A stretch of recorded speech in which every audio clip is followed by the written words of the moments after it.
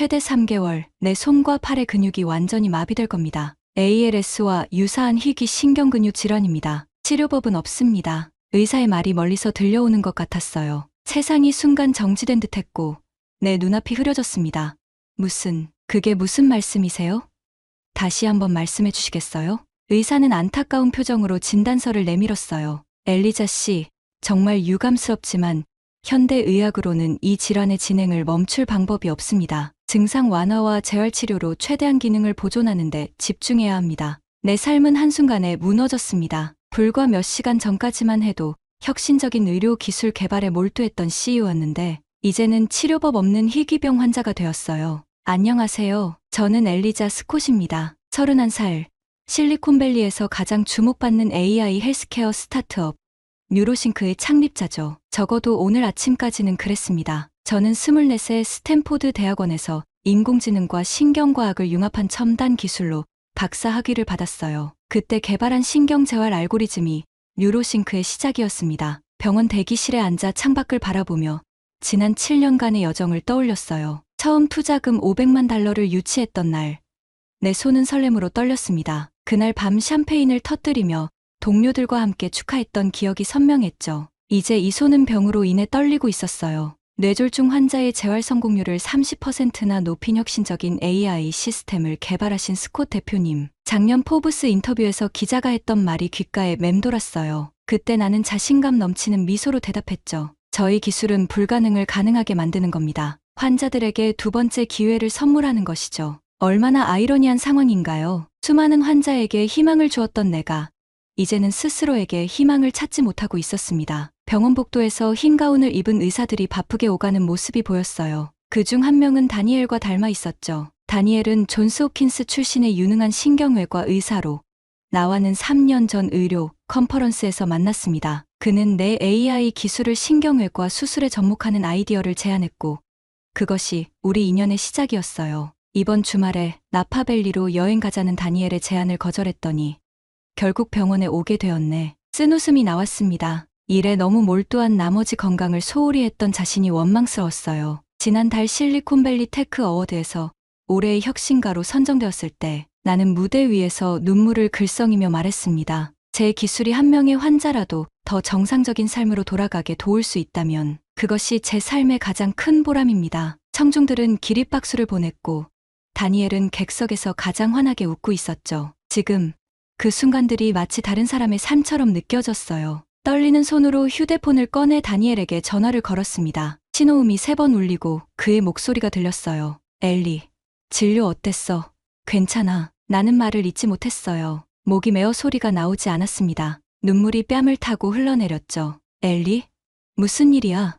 내가 지금 거기로 갈게. 다니엘, 내 손이, 내 몸이 나를 배신했어. 간신히 말을 이었습니다. 병원을 나와 차에 홀로 앉아 핸들을 꽉 움켜쥐었어요. AI로 수천 명의 환자를 도와왔는데 정작 내 병은 고칠 수 없다니. 목소리가 떨렸습니다. 손이 마비된다면 더 이상 프로그래밍도 경영도 혁신도 할 수 없을 거예요. 그토록 열정을 쏟아부었던 모든 것이 물거품이 되는 순간이었죠. 아파트로 돌아와 창밖을 바라보았어요. 뉴욕의 빌딩들이 황혼 속에 잠겨가는 모습이 마치 내 무너져가는 삶과 같았습니다. 그때 현관문이 열리는 소리가 들렸죠. 엘리.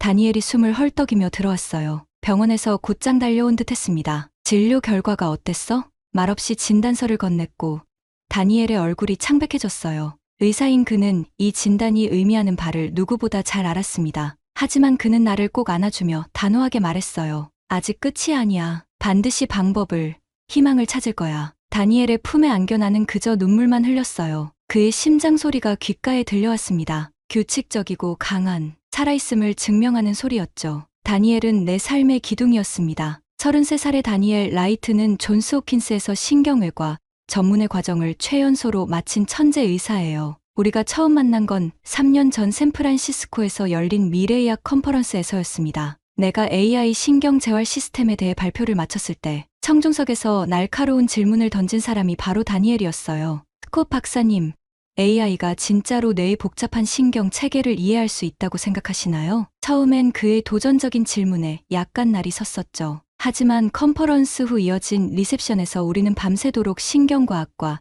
AI의 융합 가능성에 대해 이야기했습니다. 그날 밤 다니엘의 눈빛에서 본 열정은 내가 본 어떤 연구자보다도 강렬했어요. 내 기술과 내 의학 지식이 만나면 불치병이란 개념 자체를 바꿀 수 있을 거야. 그의 말에 내 가슴이 뛰었습니다. 그 후로 우리는 함께 연구 논문을 쓰기 시작했고 1년 만에 연인이 되었죠. 작년 크리스마스, 다니엘은 뉴로싱크 본사 옥상에서 프로포즈했어요. 그날 밤하늘의 별들만큼이나 반짝이던 그의 눈동자가 아직도 선명하게 기억납니다. 내 기술로 수많은 사람들을 도왔는데 내 손이 마비된다는 게 말이 돼? 내가 흐느끼자 다니엘은 더 단단히 안아주었어요. 진단 결과를 다시 확인해보자. 미국 최고의 병원들을 다 알아볼 거야. 반드시 해결책이 있을 거야. 다니엘의 목소리에는 절박함이 묻어났습니다. 다음 2주 동안 우리는 메이오 클리닉부터 존스 홉킨스, 하버드 의대 부속병원까지 미국 최고의 의료진을 모두 만났어요. 하지만 결과는 모두 같았습니다. 현대의학으로는 이 질환의 진행을 멈출 방법이 없습니다. 세 번째 병원에서 같은 말을 들었을 때 나는 거의 포기 상태였죠. 하지만 다니엘은 포기하지 않았어요. 매일 밤 그는 논문을 뒤지고 전 세계 의료진들과 통화하며 가능성을 찾아 헤맸습니다. 그러던 어느 날 밤, 다니엘이 연구실에서 흥분한 목소리로 전화를 걸어왔어요. 엘리, 찾았어. 한국의 세브란스 병원에서 새로운 시술법을 개발했어. 하이브리드 뇌혈관 수술법이라고 해. 세브란스, 아산. 거긴 미국도 아니고 유럽도 아니잖아. 반신반의하는 마음으로 말했어요. 하지만 그들이 개발한 뇌혈관 하이브리드 수술은 미국에서도 불가능한 케이스를 성공시켰어. 다니엘의 목소리는 확신에 차 있었습니다. 이재훈 교수라는 분이 세계 최초로 AI 로봇 수술과 인간 손기술을 결합한 시스템을 개발했대. 내 증상과 비슷한 환자들의 신경 재생에 놀라운 성공률을 보이고 있어.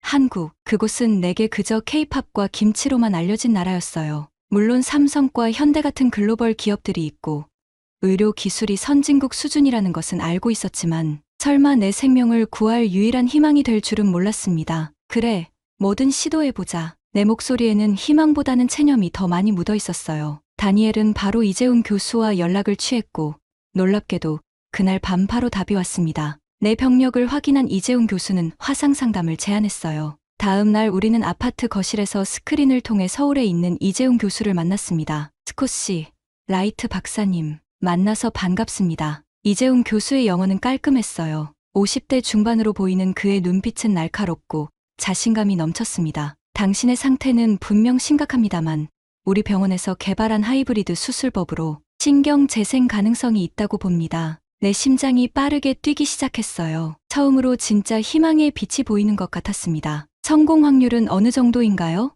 다니엘이 물었어요. 이재훈 교수는 잠시 침묵했다가 진지한 목소리로 대답했습니다. 정직하게 말씀드리자면 40% 정도입니다. 그러나 아무것도 하지 않는다면 확률은 제로죠. 40%. 일주일 전까지만 해도 그 숫자는 실패에 가까웠지만 지금의 나에겐 희망의 숫자였어요. 언제까지 한국에 와야 할까요? 내가 물었습니다. 가능한 빨리요. 시간이 지날수록 신경손상은 더 진행됩니다. 통화를 마친 후 다니엘과 나는 침대에 나란히 앉아 깊은 생각에 잠겼어요. 한국이라 참 멀리 가게 됐네. 내가 중얼거렸습니다. 다니엘은 내 손을 꼭 잡았어요. 어디든 무엇이든 너를 살릴 수 있다면 해볼 가치가 있어. 내가 늘 함께 할게. 그날 밤 우리는 서울행 비행기표를 예약했어요. 생과 사의 경계에서 나는 지구 반대편에 있는 낯선 나라에 내 마지막 희망을 걸게 됐습니다. 출발 전날 내 손이 더 심하게 떨렸어요. 컵 하나 들기도 힘들었죠. 두려움이 다시 몰려왔습니다. 다니엘, 만약 실패하면 어떡하지? 다니엘은 내 떨리는 손을 두 손으로 감싸 안았어요. 내가 만든 AI가 사람들을 살렸듯이 한국 의료진이 널 살릴 거야. 우리가 포기하지 않는 한 희망은 있어. 그의 말에 용기를 얻었지만 여전히 불안했어요. 살아남아도 장애를 안고 살아야 할지 모른다는 두려움 때문이었죠. 하지만 선택지는 없었습니다. 이것이 내 유일한 기회였어요. 준비됐어. 엘리자 스콧. 이제 싸울 시간이야. 거울 속 내 모습에게 속삭였습니다. 다음 날 아침 우리는 뉴욕 JFK 공항에서 서울행 비행기에 올랐어요. 14시간의 비행 동안 나는 내 인생이 어떻게 이렇게 급변했는지 생각했습니다. 한 달 전만 해도 나는 세계적인 컨퍼런스에서 발표를 하고 투자자들과 만나며 사업 확장을 꿈꾸던 CEO였어요. 그런데 지금은 생존을 위해 낯선 나라로 향하는 환자가 되었습니다. 운명의 아이러니가 느껴졌어요. 하지만 동시에 이 여정이 나에게 가르쳐 줄 교훈이 있을 거란 생각도 들었습니다. 어쩌면 이것이 내가 진정으로 깨달아야 할 삶의 가치를 보여주는 계기일지도 모르죠. 서울 인천국제공항에 도착했을 때 나는 이미 14시간의 비행으로 지쳐 있었어요. 손의 감각은 더 둔해졌고 손가락을 움직이는 것조차 힘들었습니다. 다니엘은 내내 내 곁을 지켰고 나의 모든 필요를 세심하게 챙겨주었죠. 괜찮아. 휠체어 필요할 것 같아? 다니엘이 걱정스럽게 물었어요. 아니, 괜찮아. 아직은 내 발로 걸을 수 있어. 마지막 자존심이었을까요? 환자가 되는 것이 이렇게 힘들 줄 몰랐습니다. 공항에서 우리를 맞이한 사람은 세브란스 병원의 국제 환자 코디네이터 김민지 씨였어요. 30대 초반으로 보이는 그녀는 유창한 영어로 우리를 반겼습니다. 스콧 씨, 라이트 박사님, 긴 여정 고생 많으셨습니다. 바로 병원으로 모시겠습니다. 우리를 기다리고 있던 차는 놀랍게도 최신형 전기차였어요. 뉴욕에서도 흔히 볼 수 없는 모델이었죠. 차에 오르자 김민지 씨가 태블릿을 꺼내 보여주었습니다. 이미 이재훈 교수님과 팀이 스콧 씨의 모든 의료 기록을 분석했습니다. 도착 즉시 정밀 검사를 시작할 예정입니다. 서울의 거리를 달리는 동안 창밖으로 보이는 도시의 모습에 놀랐어요. 첨단 빌딩들과 조화롭게 어우러진 전통 건물들, 어디서나 볼 수 있는 디지털 스크린들, 마치 영화 속 미래도시를 보는 것 같았습니다. 생각보다 훨씬 발전된 도시네요. 내가 중얼거리자 김민지 씨가 미소 지었어요. 많은 외국 환자분들이 그렇게 말씀하십니다. 특히 의료 기술은 세계 최고 수준이라고 자부해요. 세브란스 병원에 도착했을 때 첫인상은 병원이라기보다는 미래형 의학센터에 가까웠어요. 와, 놀랍네. 다니엘이 전문가의 눈으로 시설을 둘러보며 감탄했어요. 우리는 곧바로 VIP 국제환자실로 안내되었습니다. 그곳에서 이재훈 교수가 우리를 기다리고 있었어요. 실제로 본 이재훈 교수는 화상으로 봤을 때보다 더 카리스마 있어 보였습니다. 스콧 씨, 긴 여정 고생 많았습니다. 바로 검사를 시작하겠습니다. 그날의 검사 일정은 숨 돌릴 틈이 없었어요. 최신 MRI, 신경전도 검사, 뇌파 분석, 유전자 검사까지 뉴욕에서 몇 주에 걸쳐 했던 검사들이 단 하루 만에 이루어졌습니다. 이건 정말 놀랍네요. 내가 감탄하자 이재훈 교수가 미소 지었어요. 이 기술은 세계에서 우리 병원이 유일하게 보유하고 있습니다. AI가 실시간으로 신경신호를 분석하여 손상 부위를 정확히 파악할 수 있죠. 검사가 모두 끝난 후 이재훈 교수는 우리를 그의 사무실로 초대했어요. 벽면 전체가 디지털 스크린이었고 내 검사 결과가 모든 벽에 투사되었습니다. 스콧 씨의 상태는 분명 심각합니다. 이재훈 교수가 3D 영상을 조작하며 설명했어요. 하지만 절망적이지는 않습니다. 당신의 뇌동맥류는 기존 방식으로 수술이 어렵습니다. 그러나 그는 화면을 전환해 새로운 영상을 보여주었습니다. 우리는 불가능한 수술을 가능하게 만들기 위해 이 기술을 개발했습니다. 하이브리드 뇌혈관 수술법입니다. 화면에는 AI 로봇 수술과 인간 손기술을 결합한 복합 시스템의 시뮬레이션이 보였어요. 정밀한 로봇팔이 미세혈관을 다루고 동시에 외과의사가 직접 중요한 부분을 조작하는 모습이었습니다. 성공률은요? 다니엘이 물었어요. 이런 케이스에서 약 65%입니다. 하지만 스콧 씨는 젊고 건강하니 70%까지 기대할 수 있습니다. 내 심장이 빠르게 뛰기 시작했어요. 70%. 의학적으로는 여전히 위험한 숫자지만 치료 불가능이라는 진단을 받았던 나에게는 기적과도 같은 수치였습니다. 언제 수술이 가능한가요? 내가 떨리는 목소리로 물었어요. 내일 모든 검사 결과를 확인한 후 모레 수술이 가능합니다. 타이밍이 중요합니다. 검사 하루 만에 완전한 수술 계획이 세워진다는 사실에 놀랐어요. 뉴욕에서는 한 달이 걸릴 프로세스가 단 하루 만에 끝났습니다. 병실로 돌아오는 길에 다니엘이 말했어요. 놀라운 시스템이야. 이런 첨단 기술이 있다니. 병실 역시 기대 이상이었습니다. 5성급 호텔 스위트룸처럼 꾸며진 공간에는 최첨단 의료 모니터링 시스템이 설치되어 있었어요. 침대는 내 상태에 맞게 자동으로 조절되었고 벽면의 태블릿으로 모든 의료진과 실시간 소통이 가능했습니다. 여기가 정말 병원이 맞아.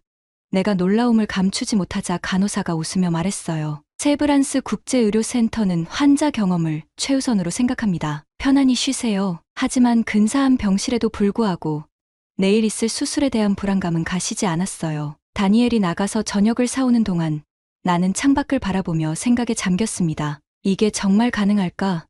내가 정말 다시 정상적인 삶으로 돌아갈 수 있을까? 창밖으로 보이는 서울의 야경은 화려했어요. 헤아릴 수 없이 많은 빛들이 어둠 속에서 반짝였습니다. 마치 희망의 불빛처럼. 다니엘이 한국 음식을 들고 돌아왔을 때 그의 표정은 밝았어요. 병원 카페테리아가 믿을 수 없을 정도로 좋아. 이건 비빔밥이라는 건데 영양사가 너에게 완벽한 식사라고 추천했어. 다니엘이 식사를 준비하는 동안 나는 그를 물끄러미 바라보았어요. 그는 자신의 일과 연구를 모두 미루고 나와 함께 이곳에 왔습니다. 그의 헌신과 사랑이 없었다면 나는 아마 포기했을 거예요. 고마워.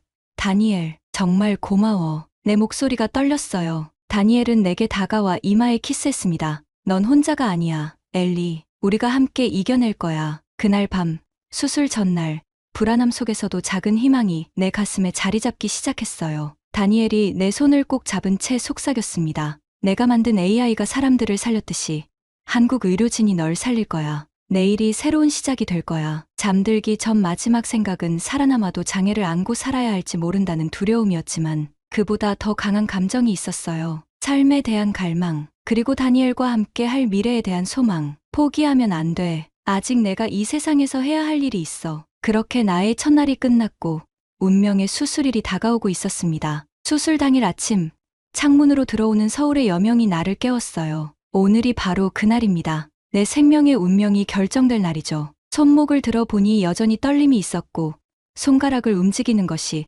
어제보다 더 힘들어졌어요. 시간이 얼마 남지 않았다는 것을 몸이 말해주고 있었습니다. 잘 잤어? 소파에서 뒤척이던 다니엘이 물었어요. 그는 밤새 내 곁을 지키며 간간히 잠들었을 뿐입니다. 생각보다는. 사실 잠은 거의 이루지 못했지만 다니엘을 더 걱정시키고 싶지 않았습니다. 오전 6시 간호사팀이 병실에 들어왔어요. 전날 밤 미리 설명받은 대로 수술 전 준비가 시작되었습니다. 체온 확인, 혈액 검사, 약물 투여, 모든 과정이 정확하고 신속했어요. 스콧 씨, 긴장되시죠? 수석 간호사가 친절하게 물었습니다. 이재훈 교수님은 세계적인 명이에요. 최고의 손길이 당신을 치료할 겁니다. 8시 정각, 이재훈 교수가 병실에 들어왔어요. 그는 이미 수술복을 입고 있었습니다. 준비되셨나요? 그의 목소리는 차분했어요. 오늘 우리는 99% 불가능하다고 여겨지는 수술을 할 겁니다. 하지만 1%의 가능성이 있다면 우리는 그것을 현실로 만들 겁니다. 이재훈 교수의 자신감 넘치는 눈빛에서 희망을 발견했어요. 그는 상세한 수술 계획을 다시 한번 설명해 주었습니다. 우선 AI 로봇이 문제 부위에 접근할 겁니다. 그 다음 제가 직접 중요한 봉합을 진행하죠. 마지막으로 특수 개발된 나노 약물이 신경 재생을 촉진할 겁니다. 얼마나 걸리나요? 다니엘이 물었어요. 약 6시간 정도로 예상합니다. 수술 내내 실시간으로 상황을 모니터링할 수 있는 기기를 라이트 박사님께 제공해 드릴게요. 내 마음속에는 여전히 두려움이 가득했지만 이상하게도 평온함도 함께 찾아왔어요. 마지막 순간이라는 생각이 오히려 모든 걱정을 덜어주는 것 같았습니다. 수술실로 이동하기 전 나는 다니엘의 손을 꼭 잡았어요. 만약 다니엘은 내 말을 끊었습니다. 그런 말 하지 마. 넌 반드시 돌아올 거야. 우린 아직 함께 해야 할 일이 많아. 눈물이 나왔어요. 다니엘은 내 눈물을 부드럽게 닦아주며 이마에 키스했습니다. 사랑해, 엘리. 깨어나면 내가 첫 번째로 볼 사람이 될게. 수술실로 향하는 침대에 누워 천장의 하얀 빛을 바라보며 생각했어요. 내가 지금까지 살아온 삶이 이대로 끝나도 후회는 없을까?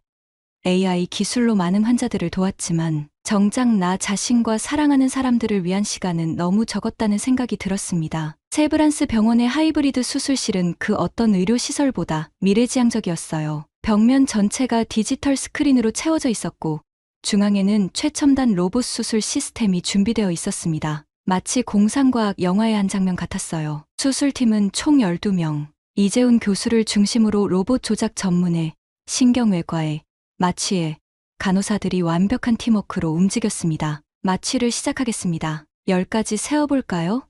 마취의가 말했어요. 하나, 둘, 셋. 나는 세기 시작했지만 4까지도 세지 못하고 의식이 희미해져 갔습니다. 마지막으로 본 것은 이재훈 교수의 집중된 눈빛이었어요. 그리고 모든 것이 어둠 속으로 사라졌습니다. 수술은 예정대로 6시간 동안 진행되었어요. 다니엘은 특별히 마련된 관찰실에서 실시간으로 수술 과정을 지켜보았습니다. 그의 옆에는 김민지 씨가 함께했어요. 로봇이 신경 주변 조직을 제거하고 있습니다. 김민지 씨가 화면을 가리키며 설명했어요. 이 기술은 0.1mm 단위로 정밀 조종이 가능해요. 다니엘은 전문가의 눈으로 수술 과정을 지켜보며 감탄했습니다. 놀라운 정밀도네요. 미국에서는 볼 수 없는 수준입니다. 화면에서는 AI가 실시간으로 뇌혈관의 미세한 움직임을 분석하며 로봇팔이 미세혈관을 다루는 모습이 보였어요. 그리고 결정적인 순간, 이재훈 교수가 직접 수술에 들어갔습니다. 로봇이 할 수 없는 감각을 인간이 보완합니다. 이재훈 교수님의 손기술은 세계 최고 수준입니다. 수술이 진행되는 동안 뉴욕에서는 다니엘의 동료들이 원격으로 수술을 모니터링하고 있었습니다. 그들은 한국 의료진의 기술의 놀라움을 금치 못했어요. 미국에선 불가능한 수술이 한국에선 가능하다니. 동료들의 감탄이 화상회의를 통해 들려왔습니다. 수술이 거의 끝나갈 무렵 예상치 못한 상황이 발생했어요. 갑작스러운 출혈이 시작된 것입니다. 혈압이 떨어지고 있습니다. 마취의 긴장된 목소리가 들렸어요. 모든 의료진이 긴장한 가운데 이재훈 교수는 놀라운 침착함을 유지했습니다. 출혈 부위 확인됐습니다. 미세 봉합 시작하겠습니다. 다니엘은 숨을 죽이고 화면을 지켜보았어요. 이재훈 교수의 손이 마치 예술가의 붓처럼 정확하게 움직였고 불과 몇 분 만에 상황이 안정되었습니다. 출혈 통제됐습니다. 맥박 정상화 확인. 모니터링 의사가 보고했어요. 그리고 마침내 6시간의 긴장된 수술이 끝났습니다. 수술 성공. 이재훈 교수의 목소리에는 안도감이 묻어났어요. 다니엘은 안도의 눈물을 흘리며 자리에 주저앉았습니다. 고맙습니다. 정말 고맙습니다. 나는 회복실에서 천천히 의식을 되찾기 시작했어요. 목에 인공호흡기가 연결되어 있어 말은 할 수 없었지만 흐릿한 시야로 다니엘을 볼 수 있었습니다. 그는 내 손을 꼭 잡고 있었어요. 엘리, 수술이 성공했어. 넌 해냈어. 다니엘의 목소리가 멀리서 들려오는 것 같았어요. 의식이 다시 희미해지며 나는 깊은 잠에 빠져들었습니다. 하지만 이번엔 두려움이 아닌 희망을 품은 채로요. 의식이 돌아오기 시작했을 때 처음 느낀 것은 통증이었어요. 머리부터 목까지 이어지는 둔한 통증이 파도처럼 밀려왔습니다. 눈을 뜨기 전부터 주변 소리가 희미하게 들려왔어요. 규칙적인 심장 모니터 소리, 간호사들의 부드러운 발소리, 그리고 다니엘의 익숙한 목소리. 의식이 돌아오고 있어요. 곧 깨어날 겁니다. 천천히 눈을 떴을 때 희미한 빛 속에서 다니엘의 얼굴이 보였어요. 그는 수술 후 3일 동안 거의 병실을 떠나지 않았다고 합니다. 눈가에 짙은 다크서클이 자리 잡았지만 그의 미소는 여전히 따뜻했습니다. 엘리, 날 알아보겠어.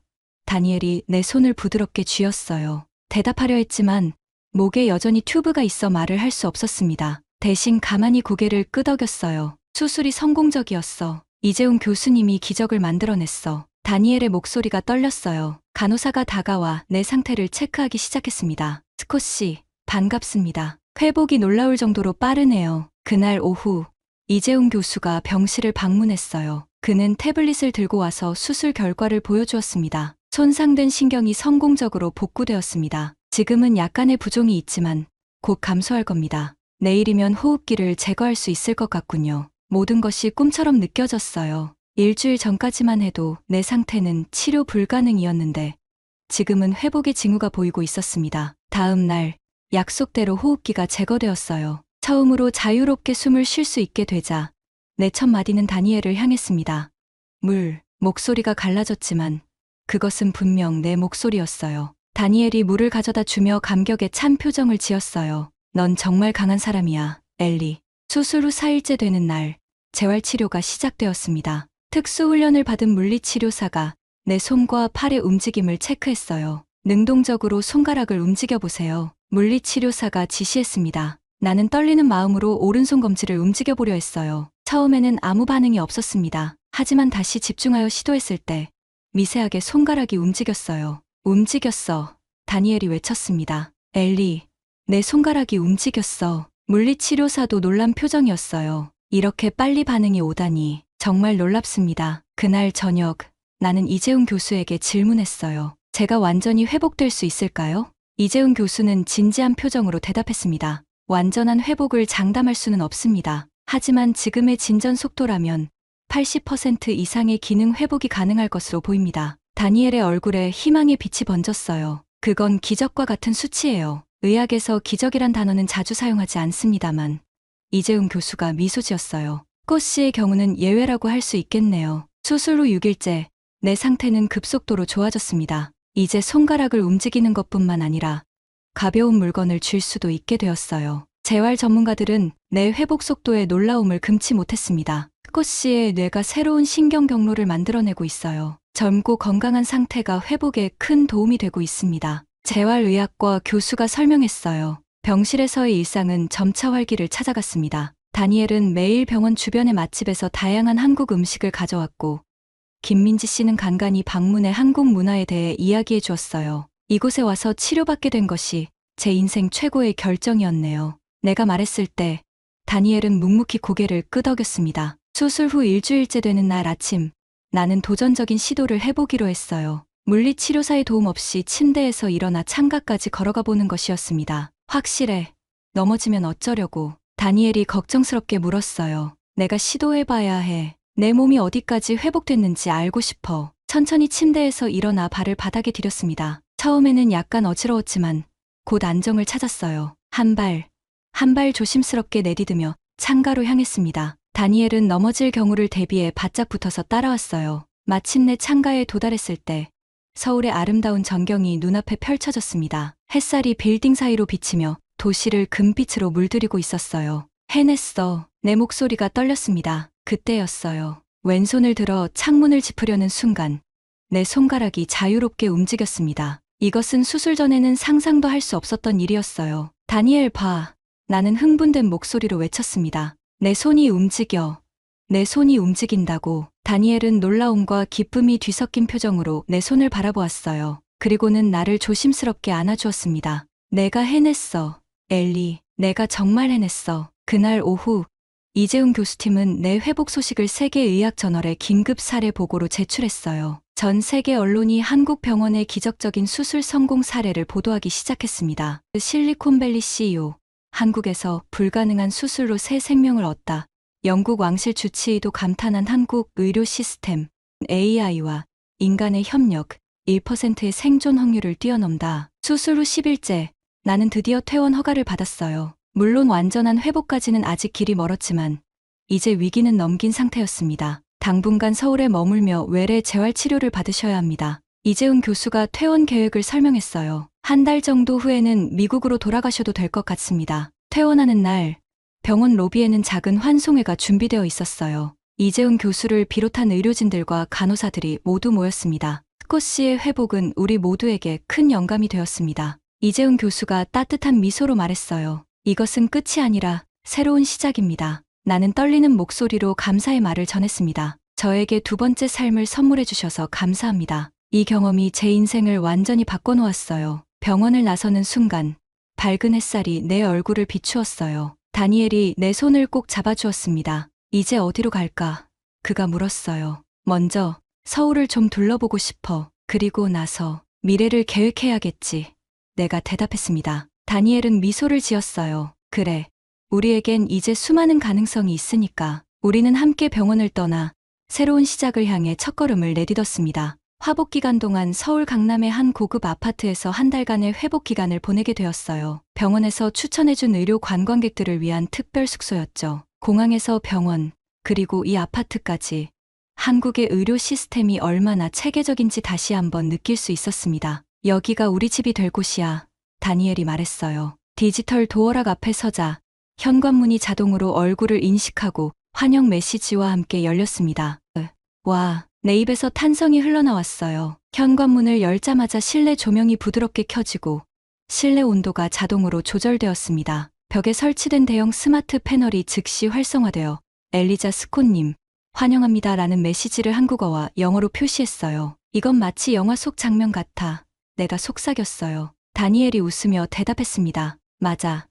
뉴욕의 우리 아파트보다 10년은 앞선 것 같아. 거실로 들어서자 바닥부터 천장까지 이어진 통유리창이 펼쳐졌고 서울의 화려한 스카이라인이 한눈에 들어왔어요. 창문은 터치 한 번으로 투명도를 조절할 수 있었고 음성 명령으로 여닫을 수도 있었습니다. 음성 제어 시스템을 활성화하시겠습니까? 스마트 홈 시스템이 물었어요. 네. 내가 대답하자 시스템이 즉시 반응했습니다. 거실 조명을 좀 어둡게 해줄래?